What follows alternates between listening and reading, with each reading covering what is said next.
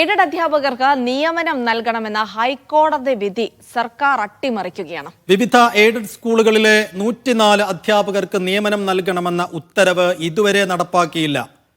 ഹൈക്കോടതി ഉത്തരവ് നടപ്പാക്കാൻ വിദ്യാഭ്യാസ വകുപ്പ് കോടതിയിൽ നിന്ന് നീട്ടിവാങ്ങിയ 2 മാസ കാലാവധി കഴിഞ്ഞിട്ടും ഇതുവരെ നിയമനം നൽകിയിട്ടില്ല. Media one exclusive.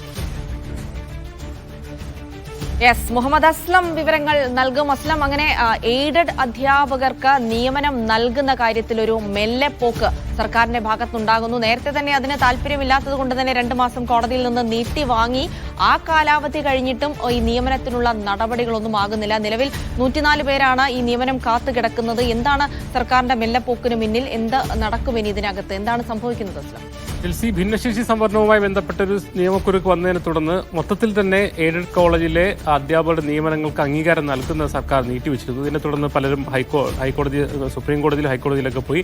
NSSന് സുപ്രീം കോടതി വിധിയുടെ അടിസ്ഥാനത്തിൽ NSSന്റെ കോളേജുകളിൽ നിയമനം അംഗീകാരം നൽകാൻ സർക്കാർ തീരുമാനിച്ചു. അതേസമയം അതേ വിധിയുടെ അടിസ്ഥാനത്തിൽ തന്നെ മറ്റു പലരും കോടതി പോയെങ്കിലും പോയിട്ടില്ല. ഇപ്പോൾ നമ്മൾ പുറത്തുവിടുന്ന ഒരു പുതിയ ഉത്തരവ്, പുതിയതെന്ന് വെച്ചാൽ ഇതുവരെ പുറത്തുവരാത്തൊരു ഉത്തരവാണ്. 104 അധ്യാപകർ 3 ടീമായി ഹൈക്കോടതിയിൽ നഗരേഷിന്റെ ബെഞ്ചിൽ പോയിരുന്നു.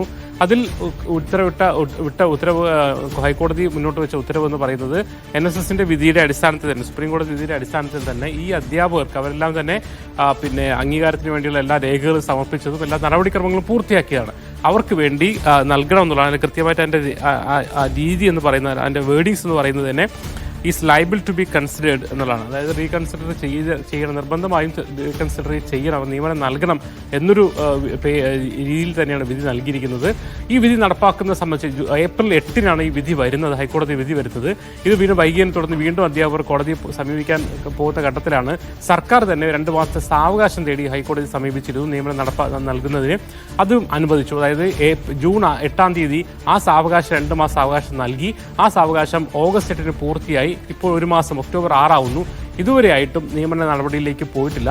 സർക്കാർ NSSലുമായി ബന്ധപ്പെട്ട വിധിയുടെ അടിസ്ഥാനത്തിൽ മാത്രം അവർക്ക് നൽകുകയും അതേസമയം മറ്റ് അധ്യാപകർ അവർ നേരിട്ട് ഹൈക്കോടതി വിധിയിൽ പോയി ഹൈക്കോടതി വിധി വാങ്ങിയതിനു ശേഷവും ഈ നിയമന അംഗീകാരം നൽകുന്നില്ല എന്ന് മാത്രമല്ല, ഹൈക്കോടതി സർക്കാർ നൽകിയ സാവകാശത്തിന്റെ കാലാവധി കഴിഞ്ഞിട്ട് പോലും നിയമനം നൽകുന്നില്ല എന്നൊരു പ്രശ്നമാണുള്ളത്. എന്തായാലും ഇതൊരു പക്ഷേ വീണ്ടും അധ്യാപകർ കോടതി പോവുകയും കോടതി അലക്ഷ്യ നടപടികളിലേക്ക് പോകാനുള്ള സാധ്യതയും തള്ളിക്കളയാനാവുന്നില്ല.